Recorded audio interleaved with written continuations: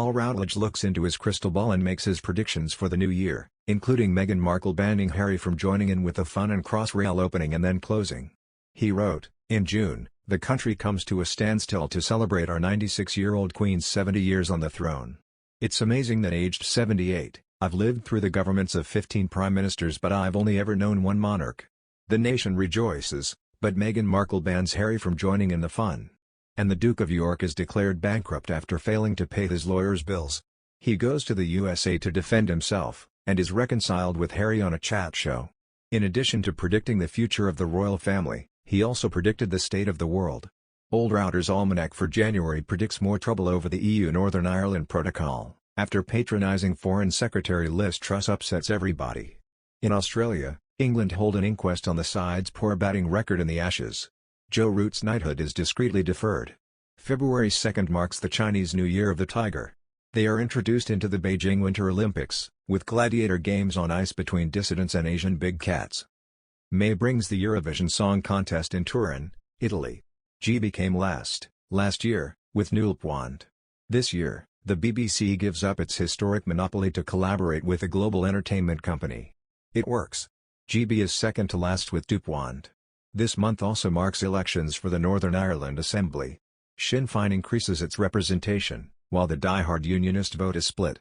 Chaos ensues, but nobody notices because that's the way things normally are over there.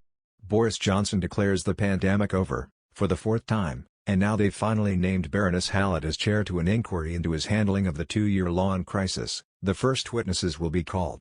The newly created Lord Jacob Rees-Mogg of Glastonbury, a title that fell into desuetude, as he would say, in 1825, rules it will not report its embarrassing findings until after the Tories win a general election. Crossrail, the £19 billion Elizabeth line from Reading to Shenfield, finally opens, but closes after a week for technical reasons. Crossrail 2, a north-south rival linking Hearts and Surrey via Kings Road Chelsea and dubbed the Churchill Line by the Prime Minister who thinks he is Winston reincarnate, is negation abandoned. November brings the long-awaited Football World Cup in Qatar. England go out, losing on penalties to the Germans. That's not a prediction, it's a lament. Another news, Meghan and Prince Harry traveled to New York for the second time in a few weeks in early November to appear at a few events. Their visit was hugely successful, but a source claimed the Duchess of Sussex was looking forward to returning to California, where their beloved children Archie Harrison and Lilibet Lily Diana had remained. A source, described as a friend, told, "They love it in NYC, but they were ready to go home and get back to the kids." Meghan was starting to feel homesick. During their November visit to New York, Meghan took part in a panel part of the New York Times Deal Book Summit. During this event, she spoke openly about being an advocate for paid parental leave in the U.S., an issue she deems humanitarian rather than political. With Harry, she attended the Salute to Freedom Gala, an event dedicated to paying tribute to extraordinary Army personnel. This weekend, the Duke and Duchess of Sussex celebrated their first Christmas as a family of 4, as their daughter Lili was born earlier this summer.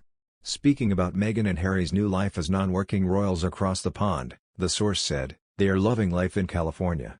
In the run-up to the festivities, the couple released their personal Christmas card, which featured the first-ever picture released to the public of Lili. The snap, taken earlier this summer at the Sussex's home in Montecito, Santa Barbara, showed Harry holding his redhead son Archie sitting on his lap. Father and son looked happily on their left-hand side, as Meghan held above her head little Lili, laughing happily. The photograph was taken by Alexei Lubomirsky who, over the past few years, has immortalized key moments in the couple's life.